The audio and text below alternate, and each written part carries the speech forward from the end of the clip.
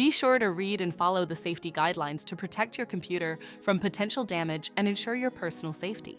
For more information about safety guidelines, see the owner's manual at dell.com/support. Before you begin, turn off the computer and disconnect all the attached peripherals. Before proceeding, ensure your computer is in service mode. To enter service mode, press and hold the B key on the keyboard and then press the power button. Now, the computer will boot up and the owner tag information is displayed on the screen. Press any key to proceed.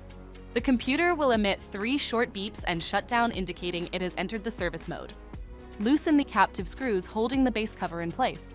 Using a plastic scribe, pry the base cover from the palm rest assembly, starting at the top edge and working your way around to release it from all sides. Now, lift the base cover from the palm rest assembly. If your computer is unable to enter service mode, disconnect the battery cable from the system board. To remove the solid-state drive 2230, identify the solid-state drive and remove the screw. Lift the drive out of the system. To reinstall the solid-state drive, place it back in the system and tighten the screw to secure it. If the battery cable was disconnected earlier, make sure to reconnect it to the system board. Next, align the base cover with the palm rest assembly and gently place it into position.